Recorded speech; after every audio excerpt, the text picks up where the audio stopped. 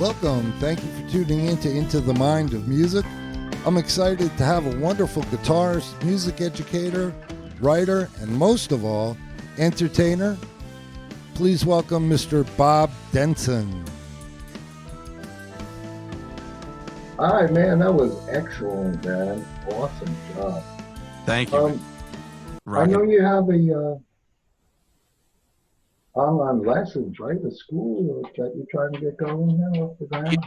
Yeah. So what do you teach there? Because you play everything, but I don't even know. Yeah. You're a music school teacher. I mean, so what do you teach them?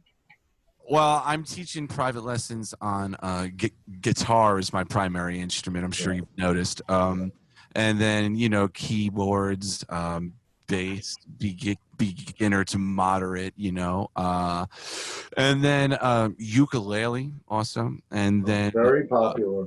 I love the ukulele, man. And then also, if you want to call it theory and composition, or if that's too scary, I've seen a lot of places they list it as songwriting. So yeah, that's how they say theory on all these places. So maybe I should say songwriting instead of. You should, man. That's my little tip to you, because people, the general public, when you say, so we're going to learn some music theory during the lessons, they go, ah! Yeah. But music theory is the best, man. It's like the keys to the kingdom, dude. Like, come on. To me, I love music theory. I've always been a huge music theory freak, and I don't understand why people don't like it. I mean, but Well, it definitely shows when you're playing, like when you played that last song. Some of the arpeggios you were doing, and you were using a little bit of altered things there, which I love. And there's just, I go hear a lot of blues bands, and everybody's just playing the minor pentatonic scale. The hobbyists. I'm not talking about those like you, but mostly the hobbyists and even the advanced players that have bands around. I don't hear that in their playing. I don't hear that. Well, because you could play jazz too. You could play anything. Anyway, so let's get back to the music school. Sure. But yeah, the music school. Basically speaking, I'm a degreed professional. I went to college for music education with a concentration in jazz guitar. I have a K through 12 teaching certificate. I've taught preschool. I've taught high school. I've taught everything in between.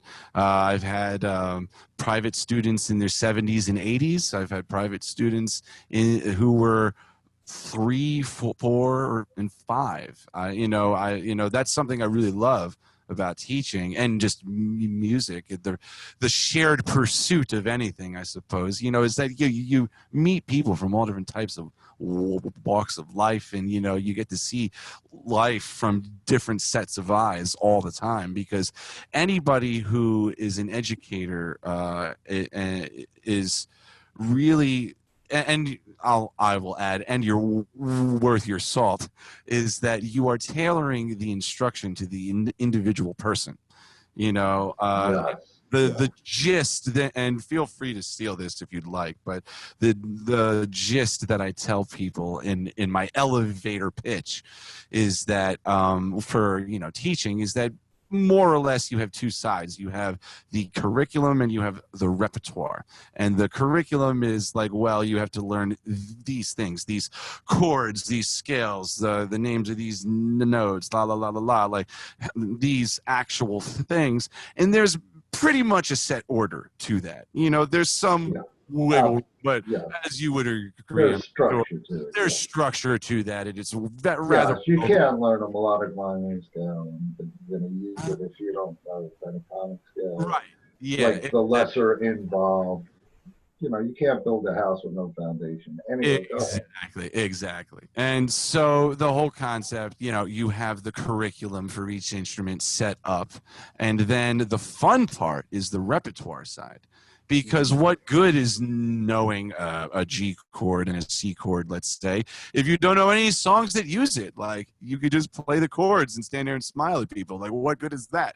And so the whole repertoire side is where you could really tailor things. And if it's a 13-year-old girl you're teaching and she likes Taylor Swift, well, I could teach you a song with GNC with Taylor Swift. Or if it's a 75-year-old guy and he wants the Temptations, well, I could teach you GNC chord with the Temptations, you know what I mean? Like, and so then, and that's not the only way that you could tailor things. Obviously everybody's got their own learning style and their own learning pace and things that stick and things that don't. And that part of it is what is really fun to me. And that's something that stands out about private one-on-one education. There's And nothing makes it so much better than like public school education, is because I'm continuously striving in the classroom to do that. But I teach the whole school. I teach like hundreds of people. Like, you can only get so deep with each person. You could at best put them in like categories. You know what I'm saying? But this one can play a little bit better than this one. Yeah, or this or that or what have this or that. Yeah, and then but one-on-one, you could really get a perfect fit. Of like, this is exactly the curriculum at exactly the speed, at exactly the right approach for you personally. And that's really, at the end of the day, that's what you're paying for, is, somebody like me versus Joe Schmo who teaches at, Main Street Music, or whatever, they might be able to play really well, but being a great player does not mean you're a great teacher. They are way different things. Oh, yeah. I, in my life, have found a lot of great players who are terrible teachers, and a lot of great teachers who are terrible players. Occasionally, you run into somebody who's both, and you want to stick with that person, man, because that's the the juice. That's where it's at. So that's what I try to do. It's what I try to be. And, if I'm good at anything in this world, I'm good at teaching and performing music. So, right. Well, I think so anyway. And I appreciate you being on the show, man. I was really stoked when you chimed in on, I don't know where it was. You said, I'll do it. I'll do it. I'm like, whoa, Bob. Okay, yeah, bro. Let's do it, man. Well, I know you've supported me tuning into my live streams and sharing them and hanging out and stuff. So the least I could do is reciprocate. You were starting this thing. You were looking for people, and I said, "This is a great idea. He's a great guy. I'm sure it would be fun. Why not? I don't see a downside. I appreciate it, man. It's I know that you do so many things, and time is precious. We're all inside, so sure is. Whatever at this time. But I don't want to talk about that kind of stuff anyway. Nor do I. Yeah. Nor do I. But here's something I'd like to talk about a little is what makes the blues band a little different. Yes. I was reading your bio on the band actually, and you mix all kinds of different grooves. Which when I go hear a blues band and they're playing the same groove for more than 2 songs in a row. Yes, yeah. I leave. I just leave. Leave. Yeah, exactly. Okay.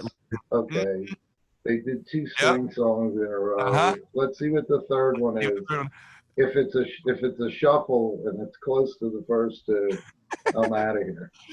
Yeah, man. Say that again, right? Yeah, no, I have seen plenty of people do that, but it's something. So what I'm trying to do with that band, and one of the reasons why it's my blues, it's Bob Denson's blues. It's my definition. It's my definition of the blues. It's not yours. It's mine. Right. You know what I mean? And so the way I define it loosely is that it has to at least be based on the 12-bar blues progression. So that doesn't mean it's a swing song or a shuffle song necessarily, but it's got to have at least the foundation of that. Now maybe it's not a 12-bar blues, maybe it's like, you know, like the 8-bar New Orleans blues where it's 1 to 5, 5 to 1, 1 4, you know, like that when the Saints go marching in esque kind of thing. But that's still a 12-bar, 8-bar, but it's a blues progression is the point. And those are the exceptions. Most of the time, everything that's coming out of us is a 12-bar blues, but there are variations. But the point is that you would have, you know, 6 or 7 grooves, and we don't write set lists, we don't practice, we don't do any of this nonsense. We just go and we play music. So and you just turn around and go, we're going to do this song, and let's try it as a shuffle tonight. Exactly. Let's try it as a Latin group tonight. Yeah, exactly. And that's the way that we construct set lists, is that we'll go up and improvise them, and the idea is, okay, we have to do all of the feels before we circle back to the start. So, you know, you got the shuffle, you got the swing, you got the rumba, the Latin, you know, you have the straight ahead Chuck Berry, you know, rock and roll, you got the funk, you know, the Bo Diddley, you feel you know, that. And then, you know, then there's a few others still, even, you know, like a train beat, you know, kind of feels. So you could, you know, there's 6 or 7 right there. And so the idea is, if we do a swing, we can't do another swing for at least 4 or 5 songs. We have to, you know, to try to go around the world here. And take notice. Yeah, right. No, and don't do too many of the same grooves. Yeah, because of what you just said. You go to these blues shows, you go to like a blues jam, and every song is dun dun dun dun dun dun dun dun dun dun dun dun, you know, every single song, you know, and it's like, fellas, please, you know, do you know something else?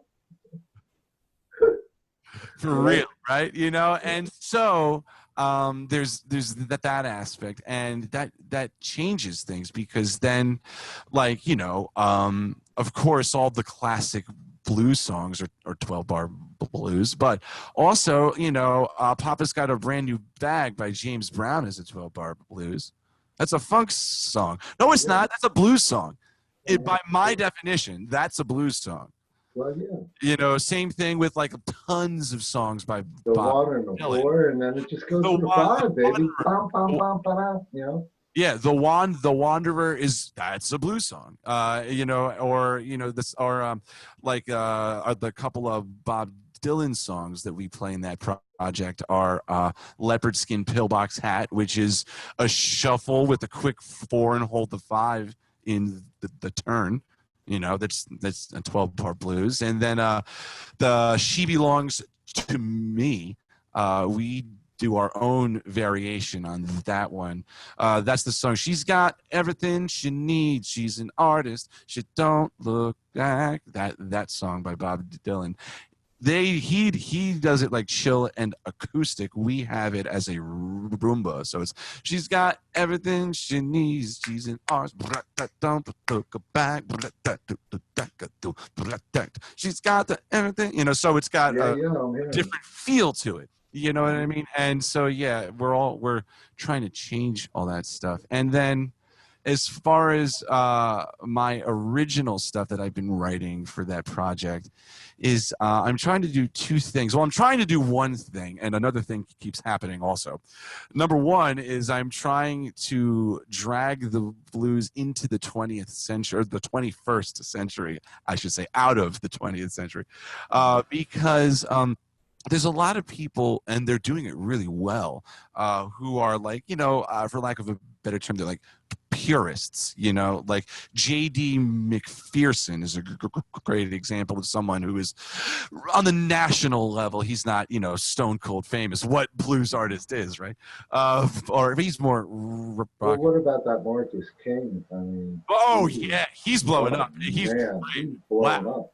He deserves it also. And that Kingfish, that blues guitar player named Kingfish.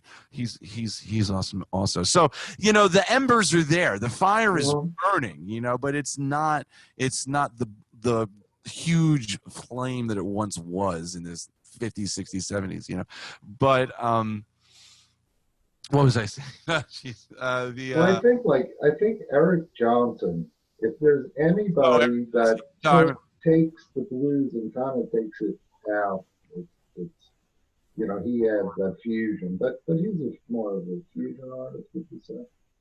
Yeah, to me, he's not a blues artist at all. He's a shredder. He's one of the more soulful shredders. Yeah, but to because me, you can hear the blues and all of the bends and everything. Yeah. He's to me, he's more in the camp of the Steve Vais and the Joe Satrianis and like those types of Yngwie kind of people. But he though is very, out of those, he's the most soulful. And actually, I love that. Like, I respect that type of playing, but to me, there's just way more soul in Freddie King taking a 3-note guitar solo, but just murdering those 3 notes. Like, I think that is way cooler than Joe Satriani or any of the previously mentioned very fine musicians, I must add, who can just play circles around that guy. I mean, they could play any, upside down and backwards. You know what I mean? But to me, there's something about taking that one note and just squeezing it until it pops. There's something about that. And I am very much guilty of playing too much, playing too notey. And I'm always very self-conscious about that. A lot of the older cats that I've come in contact with over the years have always said that. It's like, Jesus, man, like, just play less. Like, come on, just like make a statement, don't run your mouth. You know what I mean? I'm like, have you talked to me? Because I do that from my mouth, anyway, but but when you have the facility and you have the knowledge, it just burns you. It's like me, like I have to, when I'm doing a classic rock gig, I go into the gig with reins and a bit in my mouth. Mm-hmm. Yeah, because you're playing. Nobody wants to hear me play a freaking whole tone scale in a classic rock song, unless the leader says, "Go ahead, man, take a solo." Right. And then it's free game. As soon as somebody tells me to take a solo, it's open. Yeah, well, and then your role is shifted. Yeah, but you have to come back to the role. Right. As a bassist anyway. But and there's nothing, and that's the other thing is that just because you're not the lead person doesn't mean you're any less important. This is something that, of course, and I know, but that's very important. But a lot of people, casual listeners of this, may not know that is, Mick Jagger is no more important than Keith Richards. You know what I mean? You need, or any other guy in the band. They all play a very, very important role, and the music would not be the same without all of them. That's the whole thing. Like my blues band would not work with somebody else playing the bass who doesn't know how to especially somebody that's busy all the time. And somebody over there who's just making up bass lines and finding things and walking around and doing this and that. Join a jazz project. That's or go to your local jam session. For have fun. Yeah, exactly. But and it's just like the same thing. It's one of the things I love about playing in Jerry's band is I get to wear a different hat. I get to kind of take a step back and let him dictate everything, and I play off of him. You know what I'm saying? And that is so much fun. It's fun to do that. I really enjoy it. Yeah, but it's got to be a lot more relaxing than to have your name. When it's your name on the project, everything is so stressful. Like and when you're the leader, what stuff do you bring? I mean, what do you bring to a gig? Do you, like, if it's your gig, and do you bring lights and everything, or do you kind of let, or the places that you play at, do they have lights? Yeah, A lot of times when I play, do classic rock thing, there's nothing. There's no lights, there's no nothing. There's just a little light on in the background. Yeah, exactly. Yeah, what we tend to do is so if there's nothing there, if literally you're playing like in a hall and there's just a room or something, what we to do is Angelo likes to bring his rug and create a stage. I have a rug. He has multiples, actually. So depending on the situation, we might all squeeze onto one, or we'll have two. It depends. But there would be a rug, typically speaking, and obviously the PA, and then these lights. There's one over here to my left and one to my right, and they're actually Angelo's lights, and they look great. Thank you, Angelo. Yeah, thanks, man. Angelo. Thanks for the lights, bro. Love these lights. Edison Millwork and Hardware, Edison, New Jersey. 9 Old Post Road. Come on. Friend him on Instagram at Edison Millwork. Anyway, but so we'll put these up, and some stuff like that, but it depends where we are, but it's fun though. It's fun to have a nice actual stage, you know what I'm saying? So yeah, I can't wait to then get back to playing and being outside, and hopefully by the time this airs we'll have some more I don't know. Yeah, that's a whole other conversation. Yeah, and I don't want to spend all this come back, but on that. Yeah, but for now, I'm really excited about doing all of these private lessons again, because the other thing I should have mentioned with that is that I am actually the past 6 years I've been a preschool public school music teacher, and that's been a lot of fun teaching the really small kids.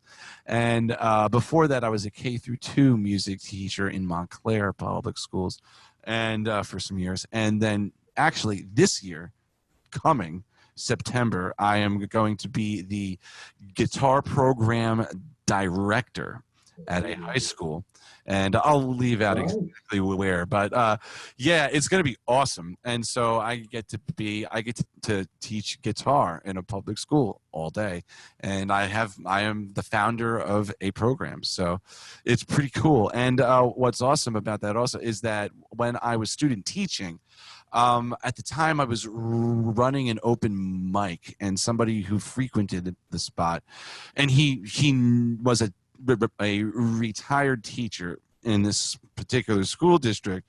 He knew about my background and said, you should contact so-and-so because he has the largest and longest running high school guitar program in the state, like by far. Like, this guy is the man. You should hit him up. He said the problem is he's never had a student teacher, because the last part of college is you got a student teach. You have to go to work and pay them. Go figure. But so I convinced him to take me on as his very first student teacher. After 30 years on the job, he finally had a student teacher, and I was the only one to ever student teach with him at that spot. So I know exactly how to set it up. So what to do. Yeah. And so there's, and that translates over into the online music school also, because again, it comes down to, I have a whole curriculum, and how do you change it from each person? So it's super exciting. I'm really excited to transition into a lot of guitar teaching and piano and bass, ukulele. I get any advanced bass inquiries, I'll send them over your way there, Jay. There you go. Yeah, don't worry about it. It's a terrible time to start to teach, because every famous person in the world that was touring was teaching. Yeah. Oh, it's a right now. completely saturated in the market. Because yes, and it's going to be that way for a while. Yeah. Well, I don't But have it. that's okay. Guys will come to us because instead of paying $100 an hour to learn the same thing that they can with us at a much more reasonable rate than 100. Yeah, yeah, and I am severely underselling myself with Yes, my. I'm less than a music store, so I won't say prices here. Promote myself, but Oh yeah, yeah. Well, I'm less than a music store. there you go. Yeah, yeah. Well, I'm doing it all. Yeah, just my own self, and actually, and so the price for an hour lesson is $50 through the quarantine, For which an is like, hour, wow. that is ridiculous. That is, Yeah, for an especially hour. with the credentials that I have, quite frankly. Like Yeah. you're not finding that anywhere else. That is an unbelievably low price. And the reason I'm doing that is because, well, I'm trying to get it off the ground again. This is a limited time offer. So if you're Okay, so listening, jump in, kids, jump while on you can, out. because the price is only going to go up. Yeah, Okay, well, this is not Crazy Eddie. The price is not going to go down and go out of business. that's right. That's right. Yeah, well, it's because that huge hole in my income, and you need it, and so I am willing to lower the price there. But as soon as the schedule fills up, which it will, it's going to go back up. So Yeah, so get locked definitely in. hit me up. You're into it, and all you got to do is go to any of my social media or just BobDenson.com, click on contact, and just email me. Contact She or has everything up there, so that's really the main thing, and it can get you like everywhere from there. Or is there links to your other things? yeah, there's links to all of my social media on the home page and on several other pages of BobDenson.com, and it's pretty easy because every single social media handle is the same. It doesn't matter if it's Facebook, Instagram, Twitter, Discord, Twitch, or several other things. Periscope, Mixer.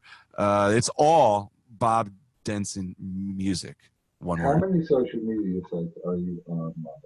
I just listed them, so that's that's probably like at least I don't know, 6 or 7. 7. Yeah.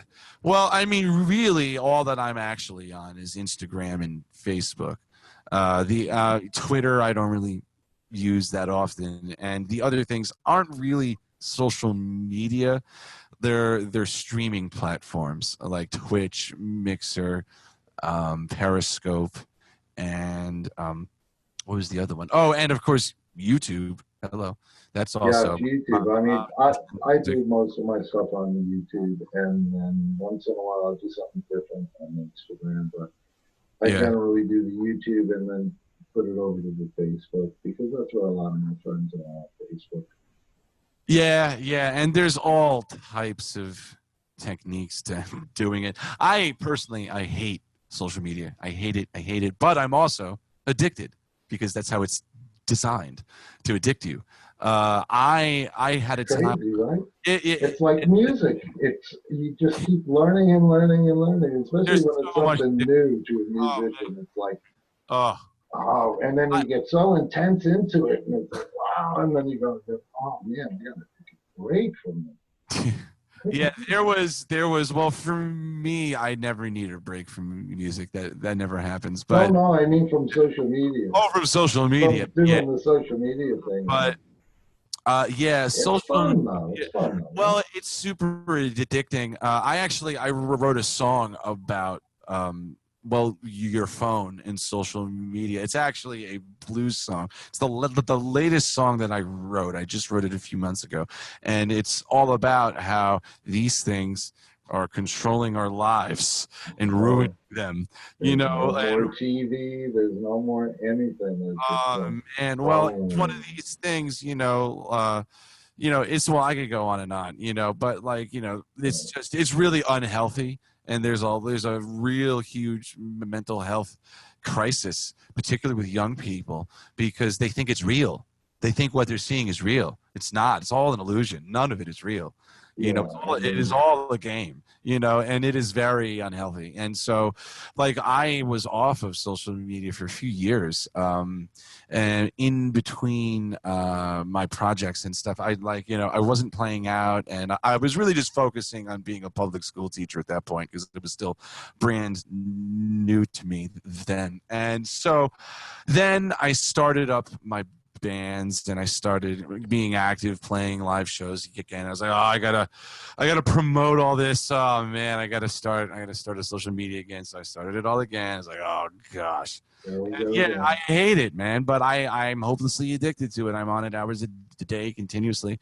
But the other thing that followers of my online presence will note, that I never talk about my personal life ever on social media. Like, for example, you would have no clue that I'm a public school teacher. You have no idea. I don't ever. No, I didn't. Yeah, no, because it's a whole other part of my life. And the only reason I'm talking about it here is that it lends to the credential of Bob Denson's online music school. That's the only reason I'm talking about it now, you know, and because it really does, you know. But overall, every time I try to give my opinion or say anything, you know, like when I make a comment, especially about something that's like a current event or anything, I always write stuff and then I always go back and say, what the fuck did I write that for? That was stupid. Like, that's not like the right thing to go. And then I'm trying to find the post again to try to like change it or try to shut it, and I never find the post again. And then I go, oh man, they must think I'm yeah, I've seen. So I'm just gonna stop. I'm just gonna stop. No, I don't partake in any of the trends. When like we don't even have to mention it right now, but there's something that everybody is talking about. Everybody is talking about, and that's what I'm talking about right now. And I made a comment, and then I said, man. I am staying out of it. I don't post anything that's trendy. I don't post anything that is not directly related to my music. It's so hard for me, though. I'm just not interested. It's hard for me. I get pissed off, and I have to say something, and then I go, geez, should I have said that? But anyway. Yeah, you know, well, the thing is, like, I've seen a lot of people, I'm thinking of three people in particular right now, who are very, like, mild-mannered people and are really chill, and they're really, really nice people. I've known them a long time, all of them actually. And then they are this person I've never met on Facebook. Like, you are not the person that I've known for 20 years. You are this hateful, vitriolic person, and you're saying things that I happen to agree with, because it just so happens we you know, share at least a good chunk of our views on things. But you're being real mean about it, and you're being like it's turning me off, and I agree with you. It's like, geez, I can imagine. Look, I agree with this guy, but he's being so mean. I can only imagine somebody who doesn't agree with them reading this. Like, you're just making them sink their heels in even deeper on the other side of the battlefield. You know what I'm saying? Like, you know, and really, you know, my whole thing with that is, you know, well, I'm not going to get into all of it, but, you know, we should all focus on how we are basically all the same. It doesn't matter. We're all human. We are all cut from the same cloth. We all have genetic identical. We are all genetically identical up to 99.999%. Okay. Is that right? Right? It's something like that. Yeah. It's ridiculous. I mean, we're 98% the same as a chimp, I think. You know, so so, and that's a whole other species. Yeah, that's a whole nother Planet of the Apes story that we can get into on the next one. Right. You know, so it's like, come on, man. Like, you know, like, can't we all just get along? But, you know, tribalism is a thing, and it's very useful to certain people to exploit tribalism within the constituency. so they could do whatever they want while we argue. Right. But and I'll just say this that there are a lot of opportunists. Oh yeah, for sure, definitely.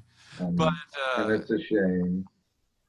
So anyway, what guitar do you play the most? Do you play the acoustic guitar the most? Because a lot of people say, like I know I have my acoustic bass, and it's always right there, and I have all these expensive instruments, and the cheap acoustic bass is the one that gets the most mileage. Do you have one?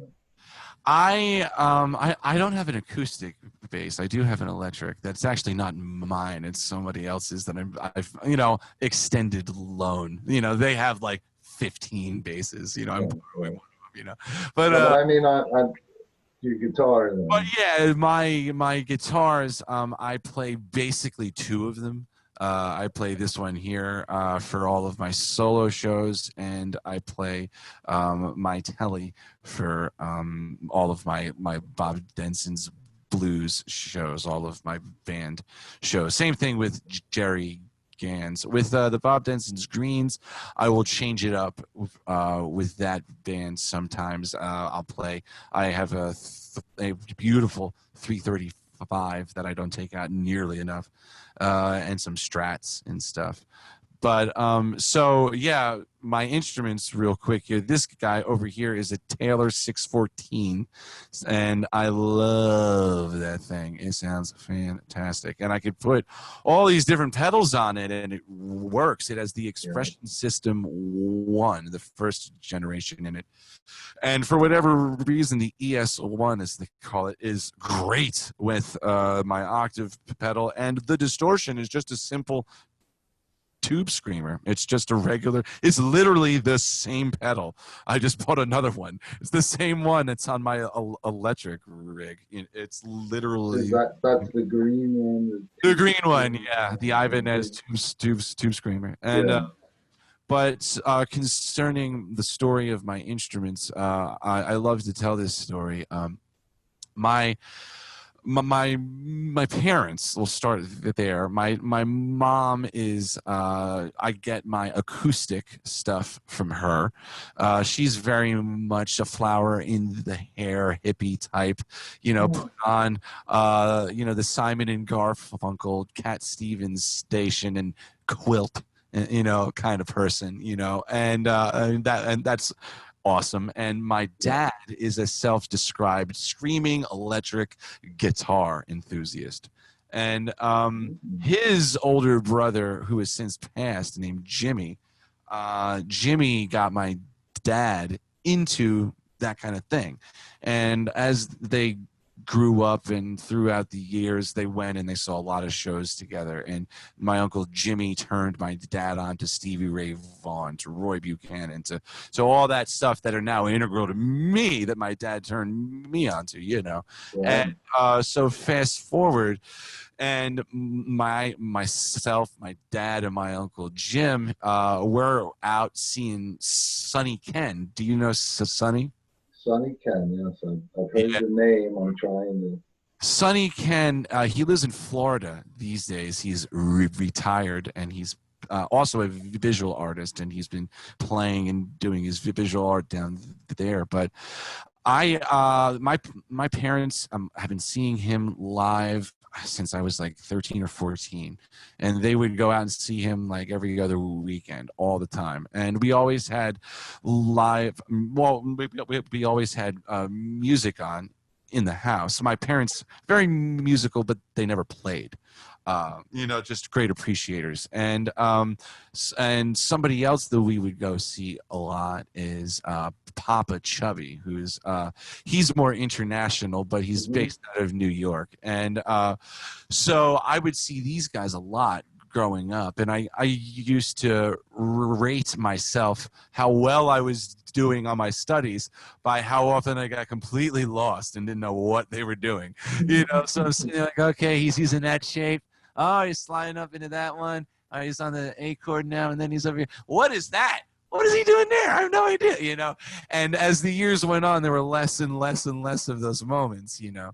And that was always very gratifying to walk out and go, I know every single thing that guy just did. I know it. Yeah, you know, and that's super cool, you know. And you know, they taught me so much without trying to. Like Papa Chubby, for example, taught me how. To me, what separates the men from the boys, to use an old and sexist statement, I apologize, but what separates the men from the boys is the use of dynamics in a live setting.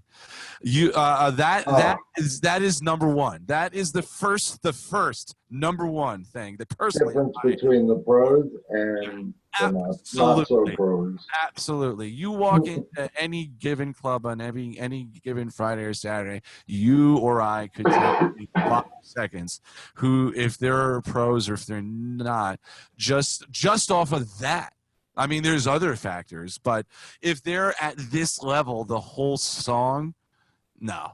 Maybe like every couple of songs, if it's like a short, really intense, get in, get out kind of song, you know, but like certainly like any song that's got a decent length, there's certainly 2 back to back that are both monotone. Whether it's super quiet, super loud in the middle, that doesn't matter. The fact that they're not changing how loud they are, that's crazy, man. And you know, I've been in bands where I'd come off the set and I go, God, can we practice a little bit of dynamics? Oh, yeah, man, yeah. Oh, yeah, I keep that.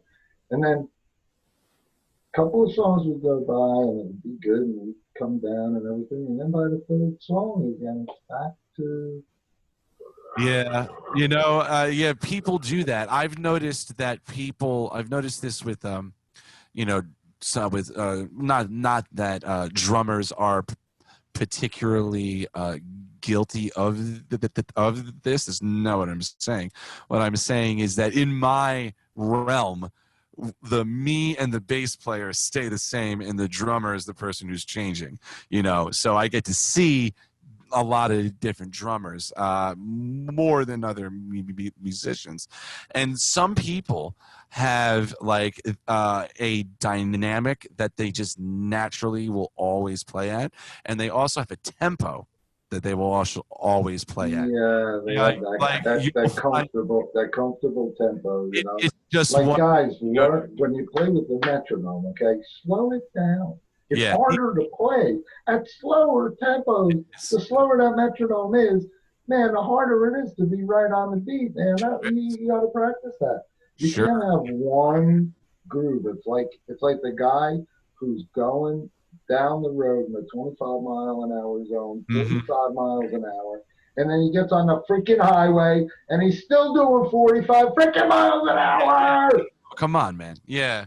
You know what I mean? Yeah, well, for me, there's all of these different axes, if you will, that music exists on, and it's not static on any of them. It's a journey, and particularly dynamics. But you know, loud and soft. Is it high up? Is it low?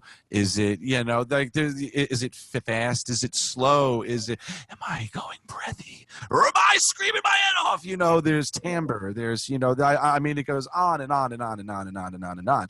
And you want to change all of these things, not as often as you can, because then it's cacophonous and there's no line. It's not something you could follow. But within reason, you want to change things and keep it fresh, you know, and like if you're doing the blues thing, you know, and you do one whoop time through, it's a solo situation, let's say. You do one chorus one time through the 12-bar blues. The next time shouldn't be a carbon copy of the first time. Something needs to change. It's not just the soloist. Something needs to change, however subtle it is. Something's either got to be building towards something or taking away from that thing or something. There needs to be something going on. Right. You know, have to kind of have an arranger's mind. Yeah, and you know, there was something that I learned that from Papa Chubby, is the way that guy controls his band and is a band leader. It was the first time I'd ever seen anybody do that. And it is fantastic. And it just like, that showed me, it's like, you don't got to practice. You just got to have people who are good and are watching you like hawks. You know, because you go watch him play and his band is literally staring unblinkingly at him the entire time. They're not looking at the audience, they're looking at him. And, you know, that's it. Like, I remember one time I went and I saw them, and evidently they were playing outside right next to the Hudson in New York. And there was some drummer I had never seen before or since. I think it was like, you know, like a last minute, he was filling in kind of thing. And Papa Chubby is real big on, like, he'll build it, and then he'll just cut it in a real random spot, in like a non-intuitive spot, because it's really interesting. It makes the audience lean forward. Yeah, it's like you're almost gonna fall over. Yeah, you're investing. Go, what's happening? This is different. I don't know what's going on. You're asking yourself all these questions, and he's got you, you know, and that's awesome. And this guy was missing these cues, and he missed, I think, like 2 of them. And like, he, you know, like, is not known for being a really nice guy. Apparently, I didn't know this for years, but people in the scene have told me he's somebody else said this. That's what you know, he's been nice to me, but I was just a fan who shook his hand like, hey, I'm 14 years old. You're amazing. You know, like, that's it. But anyway, I'll never forget the way he just screamed at this guy, man. He just look at me, not them, me. You know, like, you know, he's just going nuts on this guy. And like, the guy, you know, after that, he stared at him the whole time, and the rest of the gig was flawless. Nobody made another mistake, you know. But the guy's got to look. You got to look, man, you know, and always be feeling, you know, are we building, are we not, you know. Like, another thing to, if to those of you out there, if you want to test a drummer, is the drummer test. Well, no, just like, you know, interesting things that go wrong. This isn't just drummers, but things that go wrong in a blues setting. This is like some more blues, like 101-ish type stuff. It's like, is when you, and you know this, of course, I'm talking to your audience, is you want to see if they're going to speed up or not. And what happens is when this happens all the time to me, is so you're playing the 12-bar blues and you're going through, you know, the first line, the second line, everything is relatively stable and chilling. And then when you get to the turnaround, then it's starting to chug and it's getting more and more momentum, more and more and more and more. And it's building. And then it gets to the top again and it's boom. Let's say it's one of those situations where you're building in the last 4 bars of the 12-bar blues to go back home and really sell it when you land on one. Yeah. What happens a lot is you'll have people, like, I will purposefully start to solo ahead of the beat. And that's something else it's fun to do, is to solo ahead of the beat, behind the beat, on the beat, this way, that way. Try to do polyrhythmic stuff with the drummer and stuff. So rhythms change. It's not just the same rhythms. That's another way to vary things. But so, yeah, I will purposely start to play quicker than the beat. And because I want there to be this feeling of tension, because the drum is now here at a slower tempo and I'm faster, and there's this push and pull between them. I don't want the drummer to follow me and join me now at this brand new tempo. I want him to fight me and stay where he's at, and that makes it more interesting. I kind of like to use the analogy of when I'm soloing and I'm ripping and shredding and screaming and I'm in that mode of soloing. I'm kind of like a rabid dog at the end of a leash, and the guy on the other end of the chain holding the leash is the drummer. You know, he's the guy. Just stay on time, you son of. Get, you're going too fast. You're too slow. Oh, geez. There you go. But yeah. So the drummer is there, holding me back and keeping me where I'm supposed to be. But that doesn't mean there's not room at the end of the chain to gesture. and do my thing. But he is supposed to be the one who is rhythmically in charge, not me. From a tempo perspective. So if you want to test somebody, play a blues, and at the end of the blues start to get way more feverish and more intense and go into a shredding solo right after that, and you'll find that it goes from every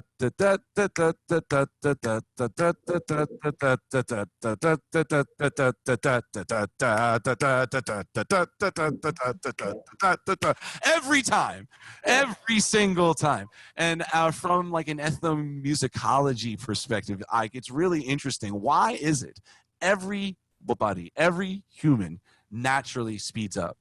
Nobody naturally slows it down. Why? Yeah, if I'm gonna do anything, yeah, everybody. But I'm talking about you take your microphones to the tribes of southern Brazil or something, and it happens to them. You know what I'm saying? That's just it's a natural thing to kind of speed up as the energy increases in a song. And I actually don't think that's necessarily a bad thing. I actually like to do that in certain songs. There are certain songs that I very purposefully, the last part, the last 15 seconds, I want to just go boom. I'm gonna slap you in the face 30 times and stop very abruptly and leave you what was that? Kind of in a daze, like Mike Tyson just punched you or something, and so yeah, I want that feverishness at the very end or something like that, maybe, but so it's fun to play with tempo, don't get me wrong, but that's a very common thing is you'll see somebody you take a solo, and at the beginning of the solo it's 70 beats per minute, and at the end it's 95. Yeah. All the time. A drummer that I worked with, and he works in a popular band, and I'm not going to name any names. He works in a popular band, and he tells me, everybody all they do is rush, and they speed up, and they speed up. Yep. And he says, you know what I do now? I said, what? He goes, I don't listen to them. I play my own time, and I don't care where they are anymore. This is after being in the band for a while, years, 5 years. He said, I've given up, and I play my tempo, and if they're not with me, it's too bad. I'm not gonna go with them anymore. I don't trust any of them. And that's the thing. With that type of thing, you have to have trust in the drummer. Yeah. Like in 8 bars, I'll know if I want to trust this guy or not. Right, yeah. And if it's a battle, if it has to be a battle, I'm not going to slow down and speed up all night. Okay, I'll do it, maybe follow you for 8 bars, maybe 12 bars, and then after that, it's like, I'm going to either yell at you, turn around and yell at you, dude, what are you doing? 1, 2, 3, 4. Either that, sometimes I can do that, I think. Oh yeah, and no, I'm super guilty of this. And then I feel super bad after I do it. Oh, and then I go, yeah, but the guy deserved it. Oh yeah, no, and again, I'm not putting myself on any kind of pedestal here. I am very guilty of speeding up all the time. Where that's super evident is when I'm playing a solo show, and believe it or not, playing solo stuff has really helped me stay in time. How? Well, because of the looper. Is because it's not gonna move, bro. Once you get that down, it's not going anywhere. Well, because what happens is you'll start, a lot of the time, you'll loop the verse and the chorus. You'll do 2-part chunk I don't know how on your looper. Well, I'm just saying. Yeah, and so the verse kind of has one dynamic level.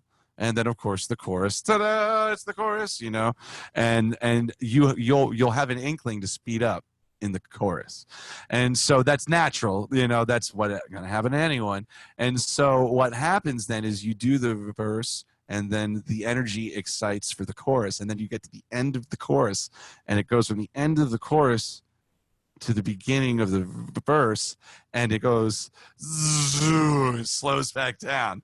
So it's like as the loop goes, it gets faster and faster and faster, and then it slows back down once it hits the beginning. Faster and faster and faster, slows back down once it gets to the beginning, and it goes over and over like that. Right. So, but you're talking very slightly. Well, I mean, it's slight these days. That's because I practice not doing it no more, because there have been plenty of times where I'm playing the verse, and then say I accidentally start the song too slow, or something. You're like, oh, I'll just correct it, and you get faster, blah, blah, blah, blah. And then you have that moment where you step on the go button for the first time, and you're and it's at a totally different tempo. It's like, oh my god. So it really puts it in your face, like, dude, you're speeding up a lot. Like, oh wow. So that's another aspect of this looping stuff that I've been doing recently with the drum beat stuff, is that keeps you in time. Yeah. You know what I mean? That's another aspect of it, but it's fun. Oh, let me finish this story I started. Go ahead. Real quick. So, because I love to mention this. So, my influences, I was talking about my mom and the acoustic, and then my dad, all the electric, and his brother, Jimmy. Now, Jimmy, I have a bunch of his instruments. That Telecaster is his. He passed away. He got he was in Vietnam in the 70s, and something came back and got him in the end from that. And so he was barely in his 60s. And anyway, he was a bit of a player. He was like a casual couch strummer and player. He never played any shows or anything, but he had a great taste for music and for musical equipment, and had some really nice stuff. And so he passed away, and his only son was going to take everything and put it up on Craigslist for like $50, and I'm like, no, you're not. And then he's like, well, I mean, and then he ended up selling them all to me for the Kelly Blue Book price, which I was a little like, oh, about. I'm like, bro, you're never gonna use it. Just give it to me. Like, yeah, you were just gonna give it away now. And he gave me one guitar and one amp, if I'm being absolutely transparent. But my brother and I, my brother he plays just every 6 months he'll pick up the guitar, but he has the talent, but not the time. And so we ended up purchasing all of it. We purchased all of it because they were family heirlooms in my mind. And so we were broke for quite a while, but, had some beautiful instruments. Now, this Taylor here, that's mine. I bought that one. But the flagship guitar, the guitar of Bob Denson's Blues, is his. And I get to keep his memory alive, every time I play it, which to me is super cool, because it's a 2001 1952 reissue with Joe Barden pickups in it, which I don't know the first thing about. All I know is that that's how my uncle had it set up. And then when I picked it up for the first time and I flicked it onto the treble setting and put on my distortion pedal, I was like, oh my God. Because I always fancied myself as a Strat guy, because I grew up with Stevie Ray and Jimi Hendrix in my ear. But in the other ear was also Roy Buchanan. And a lot of people come to me and said, oh, you got Bruce's guitar. I said, no, I don't. This is Nancy.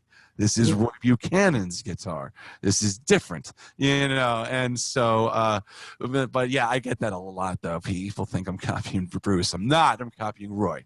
And really what I'm doing is I'm representing my uncle, because my uncle got my dad into that music, and my dad got me into that music.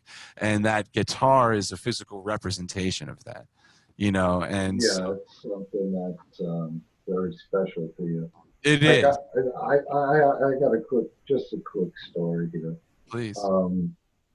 My father got me into riding motorcycles and the whole motorcycle enthusiast thing. Okay, so Anyway, my father went all over the place, and he had a million patches from where he went. Mm-hmm. So what I did was I took all the patches and I put them on one jacket. And he would go to Lake George every year for like 20 years. So when he passed away, the year after that, I went up to Lake George and I wore this jacket in honor of him. And I had all these patches on it.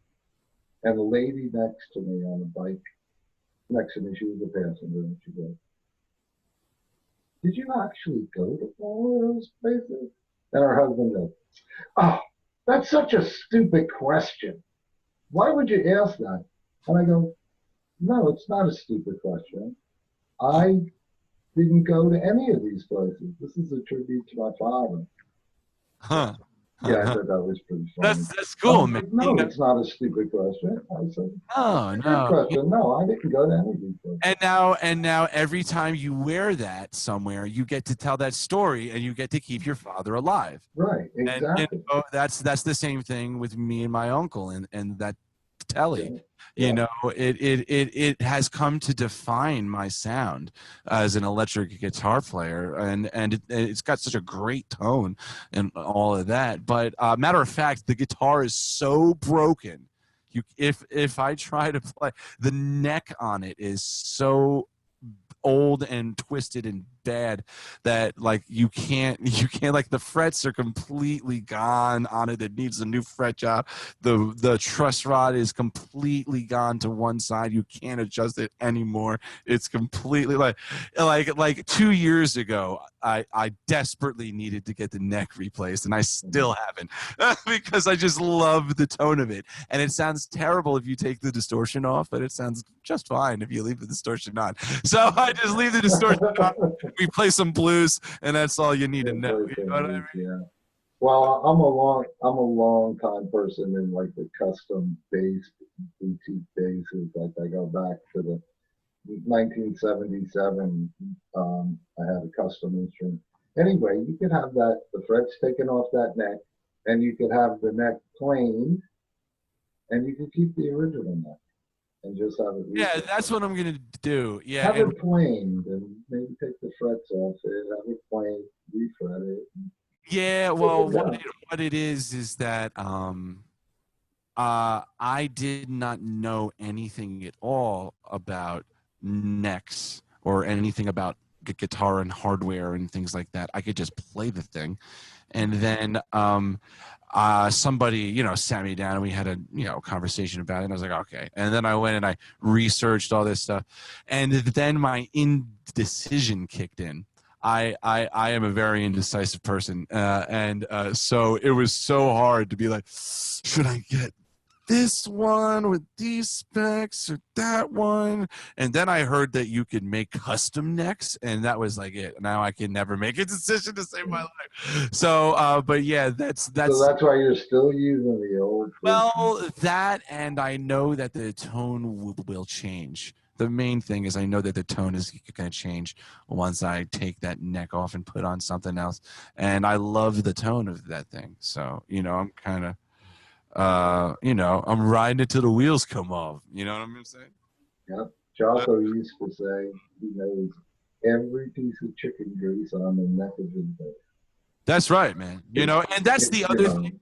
I don't have it right here, but if you can look up pictures of me playing it and stuff. Is that the Telecaster? The neck is all pock-marked with all of these grooves and indentations taken out because my uncle lost part of his finger, and his nail was curving over, like a very small amount of his finger, and on his pointer finger, his nail was curving over, and because of that, like where you would put your finger to play some of the more common chords and scales, where the first finger goes only is really worn out just because of that. So it's like it's him on the guitar.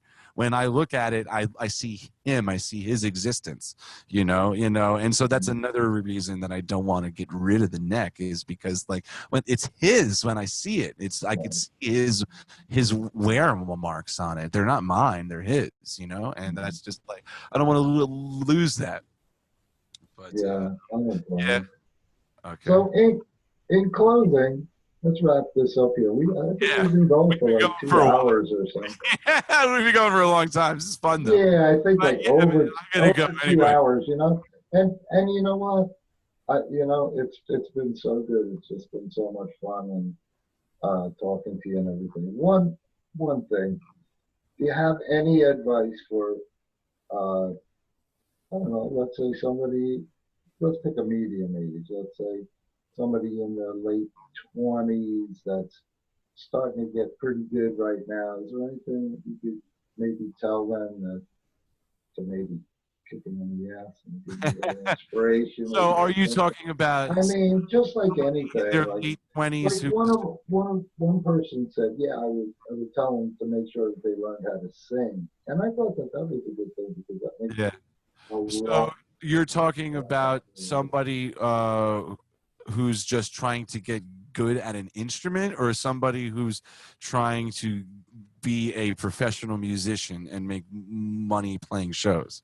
Well, let's say, yeah, let's go with that. Let's go with somebody that's just starting to play shows with their band, and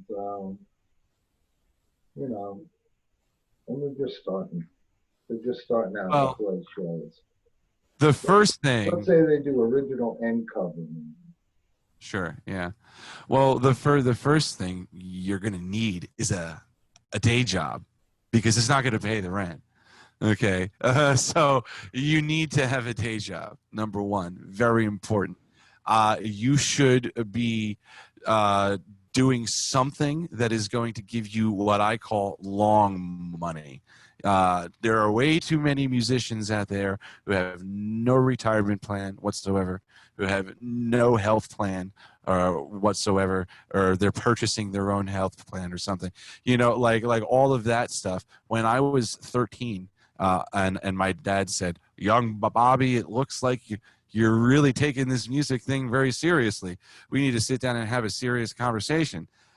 He pointed out to me and did some real life examples of people who were older musicians who now are completely screwed, to put it just bluntly, because let's say they didn't have health insurance and they were buying their own because they're self-employed, so they get like the lowest tier health insurance because it's the cheapest, and la la la, and then they get sick, and then they go to the hospital, and then they have all these bills, and it's so many bills because they got the lowest type of health insurance, so it's the most expensive when you go to the hospital. So now they owe the hospital more than their house is worth.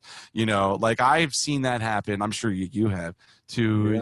a Well, bunch of people. I'm half in that boat. I have like 1 foot in that. Yeah, and so like my dad pointed that out to me super early. He's like, and you will never be able to stop either. Like, of course, you want to play music to the day you die, but you don't want to have like a sense of I have to do this tonight or I am not going to eat tomorrow kind of thing, and that having some sort of like like a foundation so you could do this comfortably. That's why I became a public school teacher, is because of that conversation that I had with my dad. And now, like this quarantine, if I didn't have the public school stuff, I would literally be homeless right now. I would be making zero. I would have already had to have folded on this apartment, sold most of my stuff, moved across state lines, and be living in my parents' second bedroom.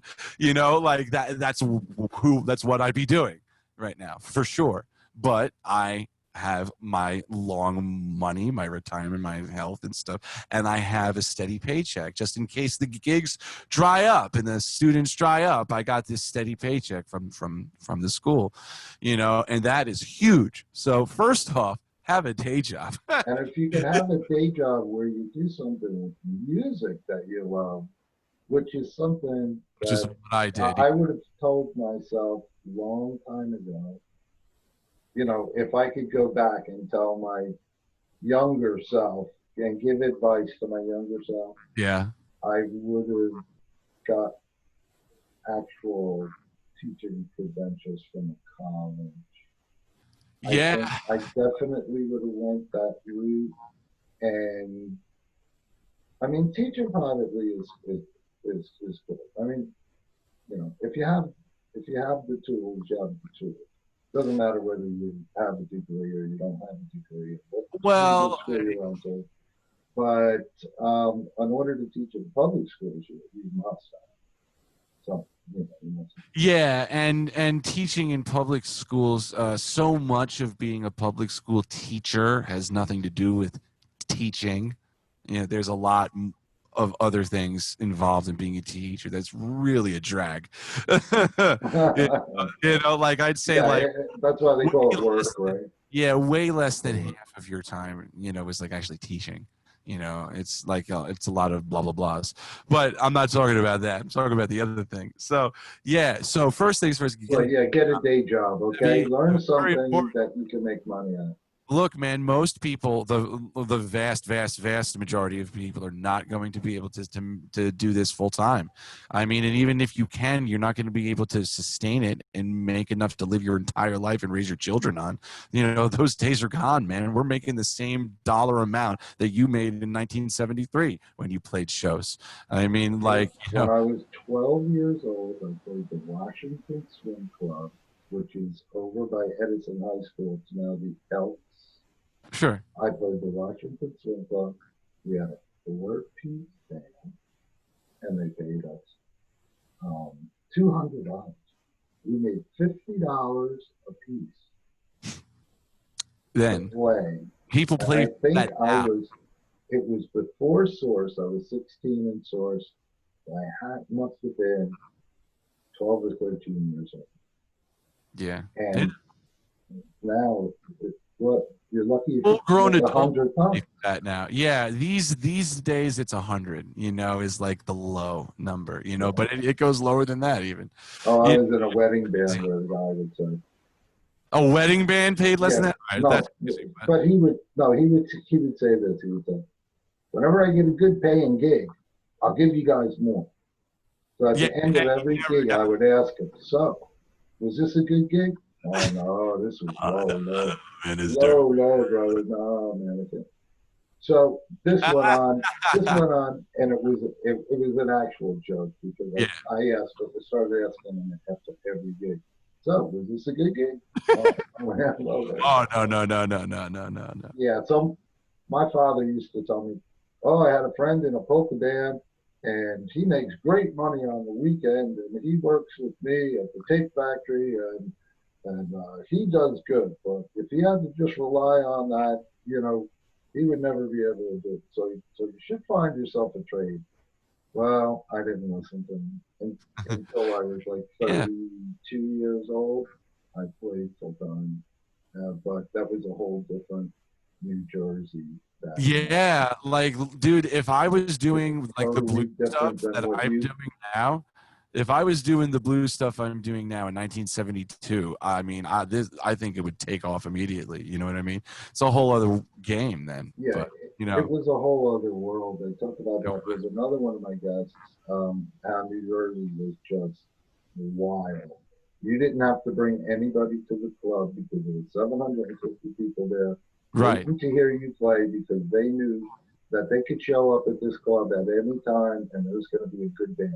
Right. It may be a rock band, it may be a horn band, maybe who knows? A disco band. Disco. But they just showed up.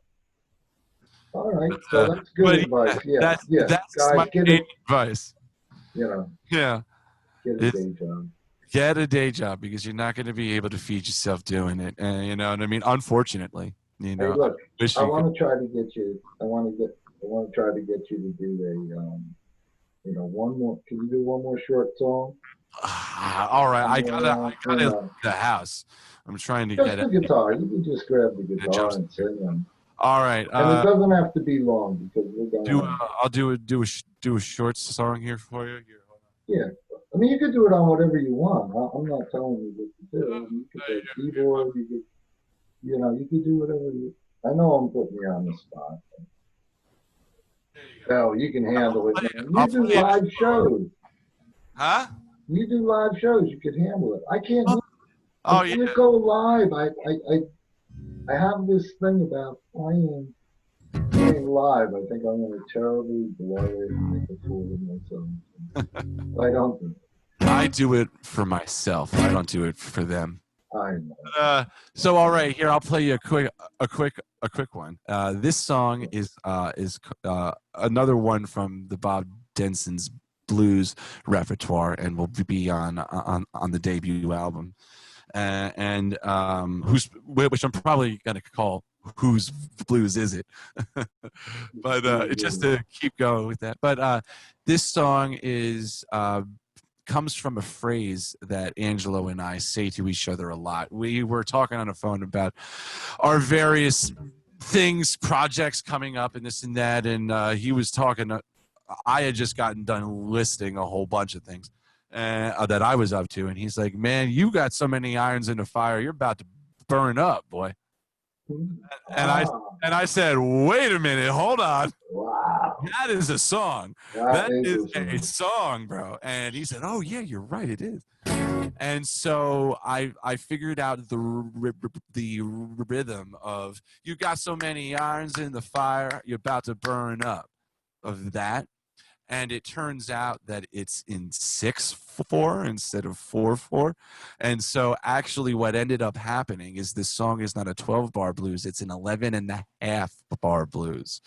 So it's a song that I don't even have time. It's a song about not like overscheduling yourself and not having time to do things. And I don't even have time to do all 12 bars in this song. It's kind of like the musician joke of this song that I doubt anyone has ever actually gotten, but it was intentional. I don't even have time to play the whole 12 just bars. for the 6/8 bar or 6/4 bar at the end. No, what every it is time, or is the whole thing? Yes, it is every time, but there is a B section that is just regular, but it has hits though. But the 11.5 bar is in the changes in the 9th and 10th bar is, or 10th and 11th. The 9th and the 10th. It's in the turnaround. It's 1 2 3 4 1 2 1 2 3 4 right. 1. Yeah, that's like so it's a measure of 4, then a measure of 2, a measure of 4, and a measure of 4 is actually what it is. But yeah, so that's for all you technical theoretical junkies. Like, yeah, well, like me about. Yeah, that wasn't necessarily on purpose. It was kind of on purpose, but it came from the fact that I was just trying to, like, you got so many irons in the fire, you're about to burn up. I just wanted to get like the natural conversational rhythm of that line. So anyway, I won't do this with the drums because of that crazy 6/4 thing. It'll make everything weird. But oh yeah, all right.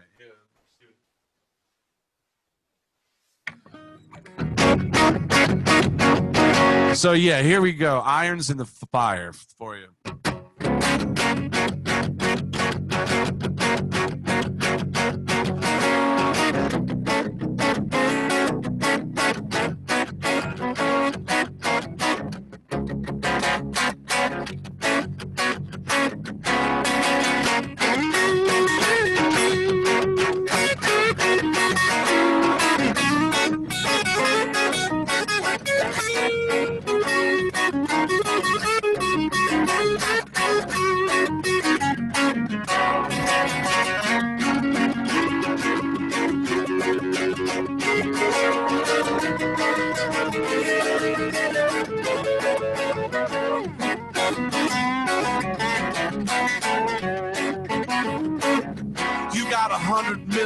Going through your head. Think it's time you listen to what your baby said. She said, ooh, I think you're doing too much. Yeah, you got so many irons in the fire, you're about to burn up. I got places to be, people to face. Come on, girl, show me the meaning of haste. I said, ooh, I think you're doing too much. Yeah, you got so many irons in the fire, you're about to burn up. Oh, come on, baby, you know I gotta run. I got places to be and things to get done, Lord. Come on, woman, I gotta ride. Oh, the way I do it ain't never satisfied, Lord. I take a look, try to get me walking down the street. Ain't no moss growing under my feet. I said, ooh, I think you're doing too much. Yeah, you got so many irons in the fire. You're about to burn up. Oh, burn, Bobby!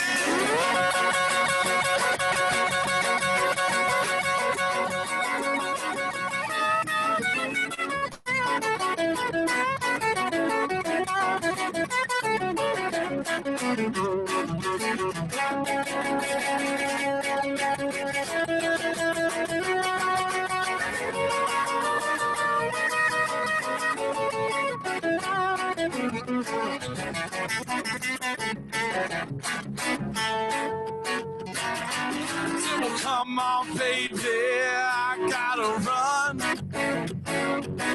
Got places to be, all the things to get done, Lord. Well, come on, woman, I gotta ride.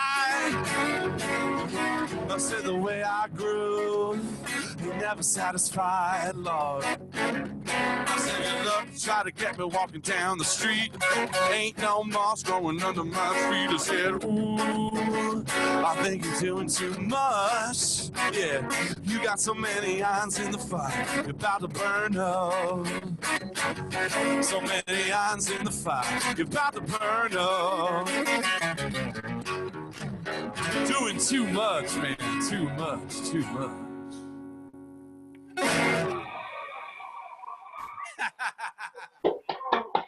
Good. All right, my brother. You sound wonderful. Bob Denson and all of his bands. Bob Denson's Greens. He does the Irish thing. Jerry Gant's band. And the main one is Bob Denson's Blues. Yeah. Bob Denson's. Whose blues is it, baby? Apostrophe S. Apostrophe S. It's possessive. Come on, people. Yeah, there you go. But anyway. All right, you want to possess all the blues. All right, man. But yeah, it was a pleasure, dude. All right, man. Thank you so much for hanging out for so long, and actually for playing a couple of tunes. This is like a first on this show, so sweet. I'm breaking new ground, and usually podcasts is just all talk, but I know that you're a pro when you have this. Sure, dude. I had to take advantage of it. Here you go. Here, ready? Watch this. I'm gonna take a picture so I could tease this on my my socials. Remember? Come on now.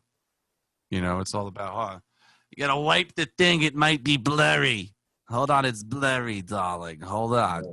Okay, sorry. Fantastic. All right, I'm gonna tease that. I'm gonna tease this at some point. But cool, man. Thank you so much. It was a pleasure. I'll talk to you soon. As I'm gonna jump out of here myself. Yeah, peace, man. All right, dude. Later. Later.